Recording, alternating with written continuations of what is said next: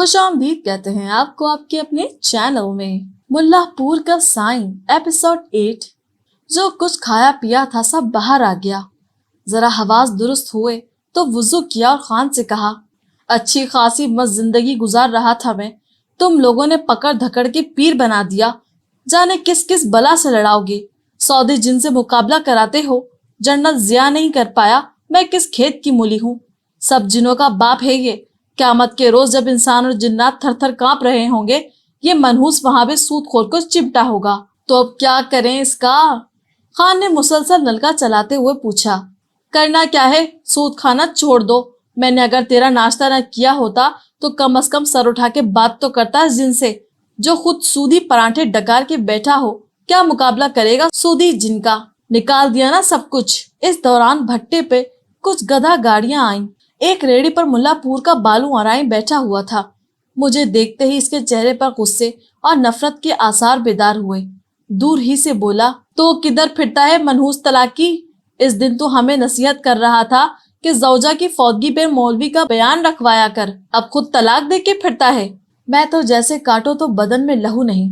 خان بھی پریشان ہو گیا اور بولا، لاکا پیر صاحب یہ کیا بات ہے؟ میں نے کہا، ٹھیک کہتا ہے، میں نے اس کی ہمشیرہ کو طلاق دی ہے، اس لیے غصے میں ہے، مجھے اب نکلنے دو۔ اسی دوران گیدڑ پنڈی والی بس کا ہارن سنائی دیا۔ میں سڑک کی طرف بھاگا۔ اس بار جیب میں کرائے سے کچھ زیادہ ہی تھا۔ مستہ والی سرکار کا دربار میری زندگی کا اگلا پڑاؤ تھا۔ یہاں سکون ہی سکون تھا، کسی کو کسی سے کوئی خار کوئی آڑ نہ تھی۔ کون ہو تم، کہاں سے آئے ہو، کب تک یہاں قیام فرمانے کا ارادہ ہے؟ کوئی پوچھنے والا نہ تھا۔ یہاں بس پیٹ پوجا تھی اور کوئی غم دوجا نہ تھا۔ وقت بے وقت کوئی نہ کوئی دیگ اترتی رہتی، خوان پکتے رہتے، میٹھے چاول، سلونے چاول، دال چاول، چنا چاول، بکرا چاول، مرغ چاول، اور ذائقہ بدلنے کو بھنڈارا، پھلیاں، ریوڑیاں، بتاشے۔ غرض کے رزق ملنے لگا رنگت بدل بدل کے۔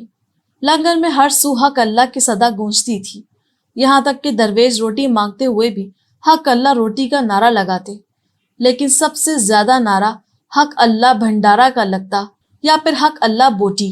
بھنڈارا اس دربار کا مخصوص پکوان تھا۔ ہر شخص اپنی استطاعت کے مطابق چنے، سبزی، پھل، پیاز، ٹماٹر، غرض کے جو کچھ میسر ہوتا لنگر کی دیگوں میں آن ڈالتا۔ یہ مرغوبہ دیسی نباتی تیلیوں اور الم بلم مسالوں میں پک کے تیار ہوتا تو بھنڈارا کہلاتا۔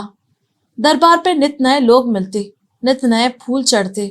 شادی پر دلہا کو مزار کی سلامی کرائی جاتی اور پیدائش پہ بچے کی جھنڈ مڈائی جاتی۔ کوئی لٹ کٹانے آتا، کوئی یار منانے، کوئی نظر نیاز لٹانے، کوئی منت پوری کرانے۔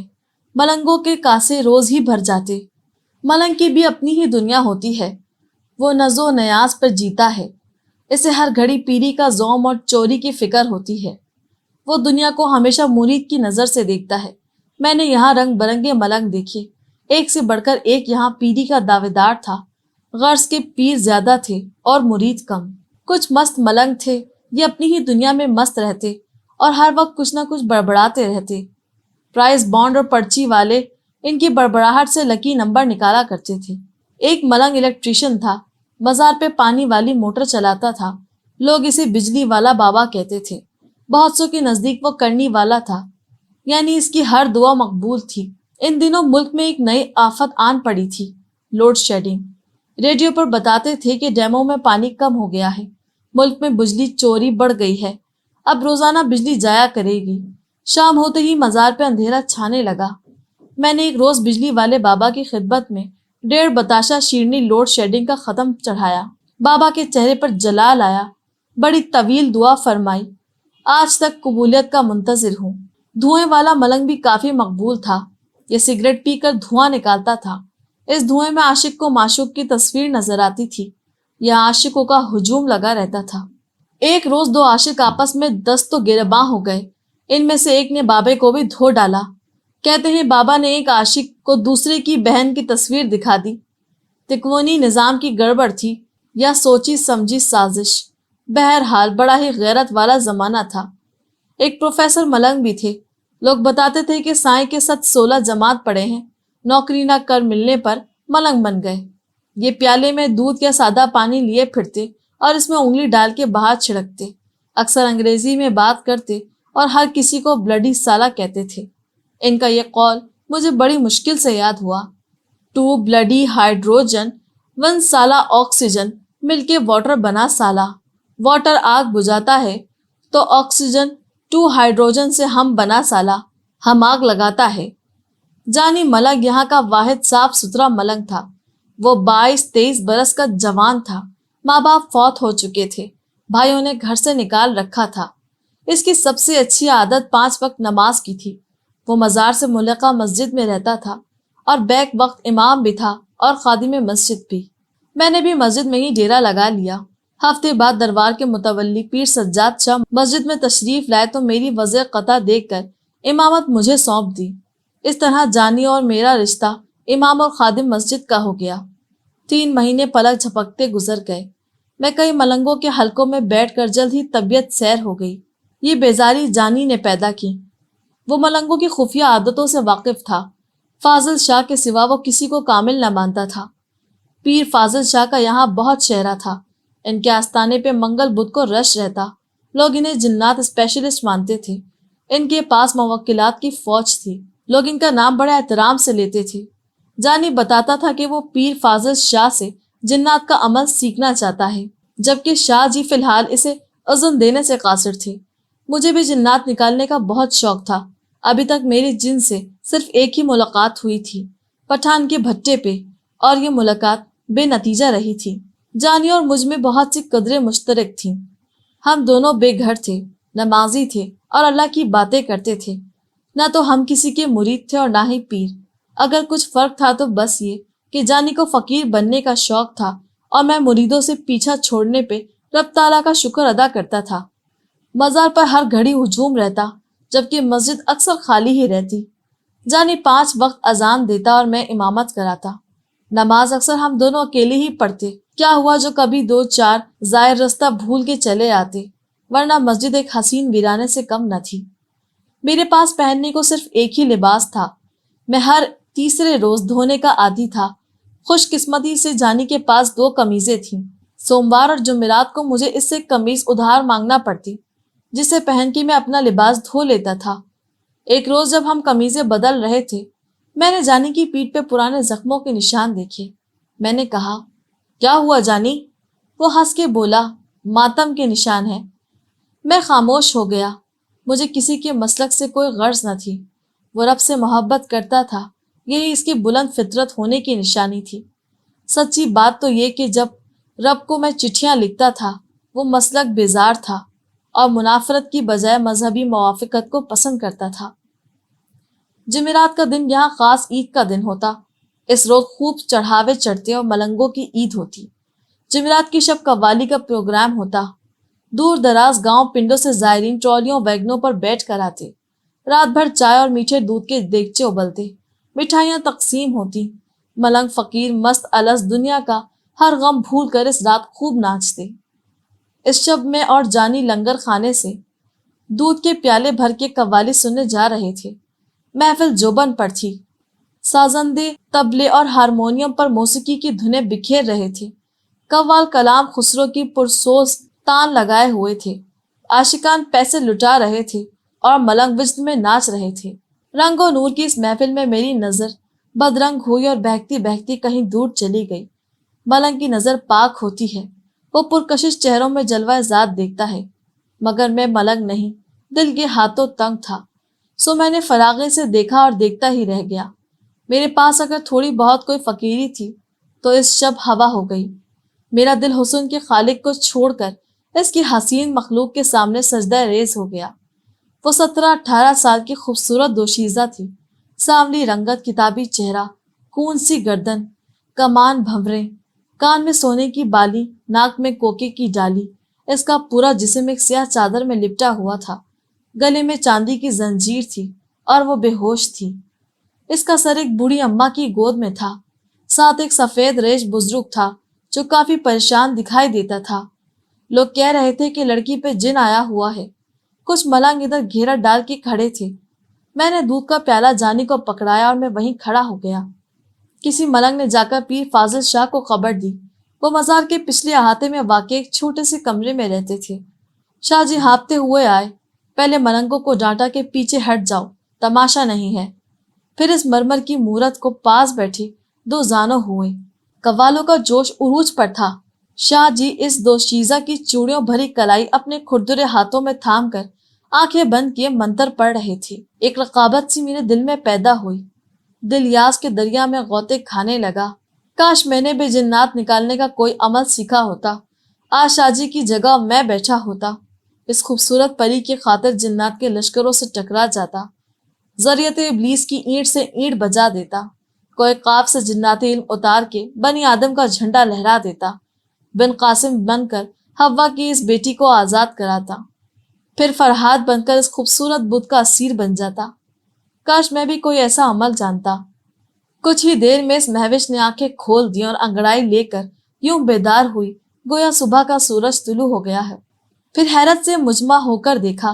بوڑھی مائی نے آنسو صاف کرتے ہوئے بیٹی کو گلے لگایا.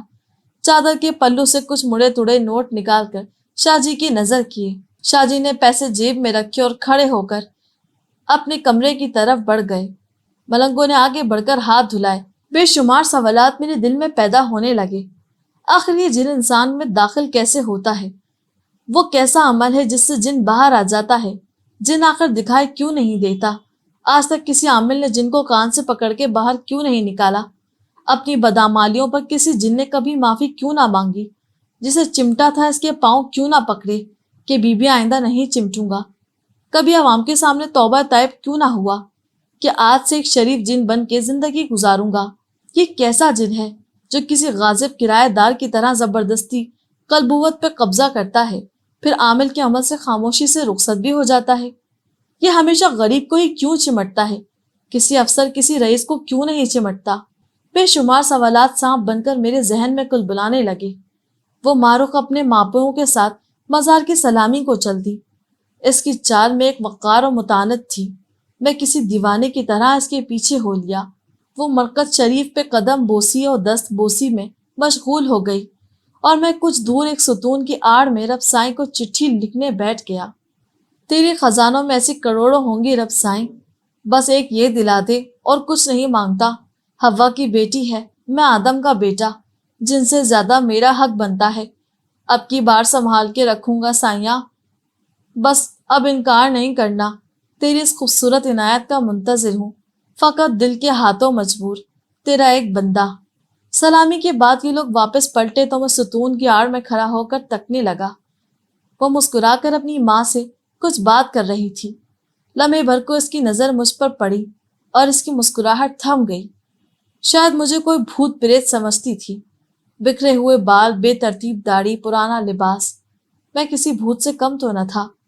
مجھے اپنا خیال رکھے ہوئے مہینوں ہو چکے تھے. وہ لوگ دربار سے نکل کر بیرونی سیڑھیوں کی طرف چلے گئے اور میں دربار کی کھڑکی سے جھانکنے لگا.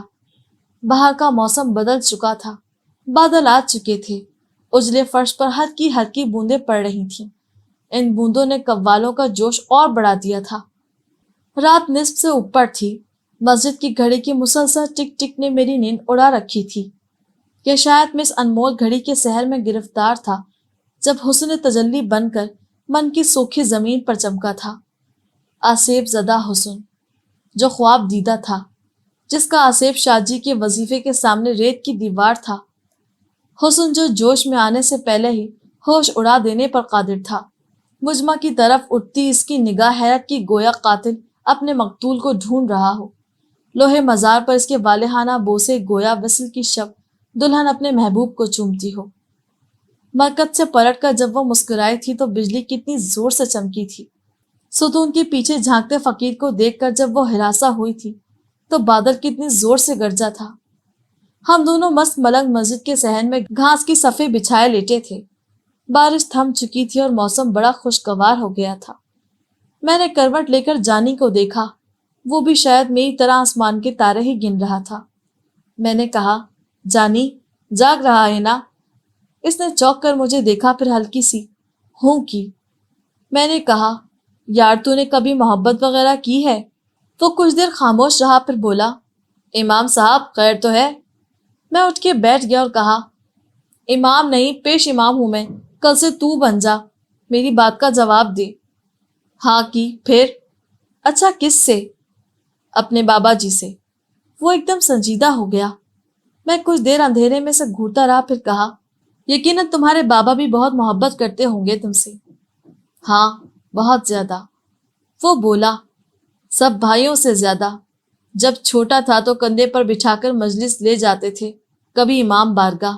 چاندی کی زنجیر بنوا کے دی تھی مجھے، چھوٹی چھوٹی کڑیاں تھیں جس میں۔ تب میں 6 سال کا تھا۔ 5 سال گئے مجھے یہ جاننے میں کہ عزادار اصلی چھریوں سے اصلی خون بہاتے ہیں۔ عجیب بات ہے نا۔ پھر ایک دن میں نے بابا کو خون میں لت پت دیکھا، بالکل اصلی خون میں، جب ایک گولی کے سینے کو چھید کے گزری۔ تب میں 11 برس کا تھا۔ اس روز مجھے علم ہوا کہ زمین پر ہمارے علاوہ اور بھی مسلمان بستے ہیں۔ وہ ہمیں کافر سمجھتے ہیں اور ہم انہیں بھی اپنی سچائی پہ اتنا ہی یقین ہے جتنا ہمیں۔ اس سچائی کو ثابت کرنے کے لیے وہ ہمیں مارتے ہیں اور ہم انہیں۔ ہماری طرح وہ بھی اپنے مقتولوں کو شہید کہتے ہیں۔ 10 برس تک یہ سوال میرے ذہن میں چپکا رہا کہ آخر خدا کس کے ساتھ ہے، ہمارے یا ان کی؟ بے شمار سوالات وسوسے بن کر دل میں کلبلانے لگے۔ بہت استغفار کیا مگر سوالوں نے پیچھے نہ چھوڑا۔ کتابوں پر کتابیں جمع ہوتی گئیں اور کیسٹوں پر کیسٹیں، مگر سوالات بڑھتے ہی چلے گئے۔ لوگ کہتے ہیں مجلس بگڑ گئی ہے اس کی، ایمان خراب ہو گیا ہے، گستاخ ہوتا جا رہا۔ پھر ایک روز نکال دیا گھر سے، کتابوں سمیت۔ علم کی گٹھری سر پر دھرے کب تک بھاگتا، کب تک سوالوں کا وزن سہتا۔ ایک روز کتابیں پھینکی نہر میں اور یہاں چلا آیا۔ علم بس کر یار، ایک کو الف تیرے درکار۔ ایسی ایک الف کی تلاش میں یہاں پڑا ہوا ہوں۔ تم کیسے پڑے ہو یہاں؟ میں نے کہا، اسی طرح جیسے تم پڑے ہو، ایک جیسی کہانی ہے اپنی۔ بس فرق ہے تو اتنا کہ تو نے کتابیں نہر میں پھینکی اور میں نے پکوڑوں کی دکان پہ۔ چل چھوڑ یار، اور سنا، کیا حال چال ہے؟ بابا کے سوا اور کسی سے محبت کی تو نے؟ وہ بولا، یہ آدھی رات کو محبت کہاں سے یاد آ گئی؟ میں نے کہا، بات یہ ہے جانے کہ میں آج سخت کافر ہو گیا ہوں۔ وہ بولا، استغفر اللہ، یہ کیا بات ہوئی؟ میں نے کہا، بس ہو گیا ہوں نا یار، سخت کافر تھا جس سے نے مجھے عشق ہو گیا ہے یار، جانتے ہو نا، آج شاہ جی نے ایک لڑکی کا جن اتارا ہے، بس یوں سمجھو وہ جن وہاں سے اتر کے مجھ پہ چڑھ گیا۔ وہ جھٹ اٹھ بیٹھا، واقعی؟ صبح شاہ جی سے دم کرا لینا، ان کا وظیفہ کبھی خالی نہیں جاتا۔ میں نے کہا، او پگلے، یہ وظیفہ خور نہیں، آدم خور جن ہے، انسان کو کھا جاتا ہے۔ یہ عشق ہے، مجھے اس لڑکی سے عشق ہو گیا ہے یار، سمجھا کہ نہیں؟ وہ کچھ دیر مجھے گھورتا رہا، گویا میری ذہنی حالت پر شک کر رہا ہو، پھر بولا، یہ تو بہت بری بات ہے امام صاحب۔ میں نے جھنجھلا کر کہا، ارے بس کر یار، کل سے امامت تو کرا لینا، مجھے تو بس اس لڑکی کا نام پتہ سب درکار ہے، شادی شدہ ہے، منگنی شدہ یا کنواری، جن کب سے آ رہا ہے، کہاں سے آ رہا ہے، کیوں آ رہا ہے، معلومات چاہیے مجھے، اور یہ سب تو لا کے دے گا مجھے کل شام تک، سمجھا کہ نہیں؟ جانی نے میری بات کا کوئی جواب نہ دیا اور کروٹ بدل کر سو گیا۔ فجر کی امامت مزار پر آئے کسی زائرین نے کرائی۔ میں جانی اور شادہ ملنگ مقتدی تھے۔ نماز کے بعد آخری بار جانی مجھے مسجد کے کونے میں تلاوت کرتا ہوا نظر آیا۔ وہ ان دنوں ہلکا پھلکا حافظ بننے کی کوشش کر رہا تھا۔ میں نے سارا دن خود کو معمولات میں مشغول رکھا، مسجد کی صفائی کی، غسل خانے صاف کیے، کتابوں والی شیلف کو جھاڑا، پودوں کو پانی لگایا، اور تھک ہار کے بے حال ہوا تو مسجد کے باہر گھاس پر جا کر لیٹ گیا۔ بدقسمتی سے پروفیسر ملنگ بھی گھومتا گھماتا ادھر آ نکلا۔ میں نے اپنے تئیں اس بلا سے جان چھڑانے کی پوری کوشش کی مگر وہ نہ ٹلا۔ ہاتھ میں پانی کا پیالہ اٹھائے الم بلم انگریزی بولنے لگا، پھر مجھ سے کہنے لگا، مسٹر مولوی، ایک سوچ عنصر ہے سالہ اس ورلڈ میں، ایک سے بڑھ کر ایک سولڈ، لیکن آج تک کوئی عنصر چرس کا مقابلہ نہیں کر سکا۔ میں خاموشی سے اٹھا اور اندر چلا گیا۔ ظہر کے بعد بھی جانی نظر نہ آیا تو تشویش ہونے لگی۔ پھر خیال آیا شاید میرے کام سے گیا ہو۔ یہ میری خوش فہمی بھی ہو سکتی تھی کیونکہ کبھی کبھار وہ کمالیہ بھی چلا جاتا تھا، وہاں اس کا کوئی رشتہ دار اس کی مالی مدد کرتا تھا۔ عصر کے بعد میں مسجد سے نکلا تو سارے ملنگ سحر مزار کی طرف بھاگتے نظر آئے۔ میں بھی ادھر کو بھاگا کہ شاید کچھ نیا دیکھنے کو ملے۔ دیکھا تو وہاں ایک تونگر مکھانے بانٹ رہا تھا اور ملنگ تبرک لوٹنے کو ایک دوسرے کے اوپر گر رہے تھے۔ یہ تونگر کوئی اور نہیں جانی تھا۔ میری جان میں جان آ گئی۔ ملنگوں کو دھکے کھاتا ہوا بمشکل اس کے قریب ہوا۔ اس نے مکھانوں کی مٹھ میری طرف بڑھا دی۔ اس کا ہاتھ جھٹک کر میں نے کہا، نہیں چاہیے مکھانے، چل میرے ساتھ۔ اس کے ہاتھ سے شوپر چھٹا تو ملنگ چیل کووں کی طرح ہمارے اوپر جھپٹے۔ بمشکل میں نیچے سے نکلا اور جانی کا ہاتھ پکڑ کے اسے گھسیٹ کے باہر نکالا۔ اس کی قمیض کے بٹن ٹوٹ چکے تھے۔ وہ ناراض ہو کر بولا، کچھ تو خیال کرو امام صاحب، فقیر لوگ ہیں، ناراض ہو جائیں گے۔ میں نے کہا، پورا پاکستان مل کر بھی ان فقیروں کو راضی نہیں کر سکتا۔ ملنگ کا پیٹ اور عاشق کا دل کبھی بھرا ہے؟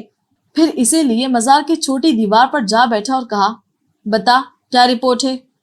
وہ بولا، لڑکی کا نام رخسانہ ہے، پنڈ نوری سہاگ۔ میں نے بے تابی سے کہا، واہ ماشاء اللہ، اور کوئی شادی منگنی وغیرہ؟ وہ بولا، کنواری ہے، منگنی ٹوٹ چکی 2 بار، وجہ ہے جن، اور جن بڑا ظالم ہے۔ میں نے کہا، اور کچھ؟ جن کے بارے میں؟ بولا، مزار کے بھنگی بھی جانتے ہیں اس جن کے بارے میں، سال بھر سے تو آ رہا ہے، مہینے میں 1-2 بار آتا ہے، پرکاش نام ہے اس کا، ہندو ہے۔ ہندو جن؟ اور آتا کہاں ہے؟ نئی دلی سے۔ آپ مذاق کر رہے ہو، کہاں سے آئے گا؟ ظاہر ہے کو کاف سے ہی آتا ہوگا، شاہ جی فرماتے ہیں کہ سارے جن کوہ کاف پہ رہتے ہیں۔ میں نے کہا، مجھے جنوں سے پیار ہوتا چلا جا رہا ہے یار، کتنے اچھے لوگ ہیں، ہندو مسلم سکھ عیسائی سب پیار محبت سے رہتے ہیں کوہ کاف پہ، امن امان سے۔ ایک ہم ہیں کہ آتش فشاں بنا رکھا ہے اس زمین کو۔ خیر چھوڑ، تو نے میرا بہت بڑا کام کیا ہے جانی، جب بھی دوستی کی تاریخ لکھی جائے گی تیرا نام سنہری حروف میں جگمگائے گا۔ تو واقعی دلوں کا جانی ہے، چل تیرا ماتھا چوم لوں۔ لیکن اس کی نوبت نہ آ سکی۔ وہ خاموشی سے اٹھا اور سر جھکائے مسجد کی طرف چل دیا۔ شاید ناراض ہو گیا تھا۔ عشق میں سب سے زیادہ نامہ بر تڑپاتے ہیں، ہمزاد اذیت دیتے ہیں، بعد دفعہ تو ان کے نخرے محبوب سے بھی بڑھ جاتے ہیں۔ جانی بھی یہی کر رہا تھا۔ مجھے شب سے پہلے اسے منانا تھا، ابھی تو دل بھر جانے سے بہت کام لینے تھے۔ اس رات دھوئیں والے بابا کے پاس خوب رونق میلہ تھا۔ جوان منچلے بابا کو سگریٹ سلگا کے دیتے، وہ کش لگا کے منہ پر اٹھاتا، دھوئیں کے مرغولے اڑاتا، جھومتا اور بڑبڑاتا۔ اس پہ محفل ہائے ہائے پکار اٹھتی اور خوب کہکہے گونجتے۔ پھر کوئی منچلا سگریٹ بڑھاتا اور کہتا، بابا میری محبوبہ کی فوٹو دکھا دینا۔ بابا سگریٹ سونگ کے مال کا معیار جانچتا اور کہتا، چھوٹا ایمبیسی پتر، اس کے دھوئیں میں تو چڑیل بھی نہ دکھے، گولڈ لیف لا گولڈ لیف۔ فضا کہکہوں سے گونج رہی تھی اور میں مجمع سے کافی دور تھڑے کی منڈیر پر اداس بیٹھا تھا۔ اتنے میں جانی آتا دکھائی دیا۔ اثر سے اب تک وہ مجھ سے خفا ہی چلا آتا تھا۔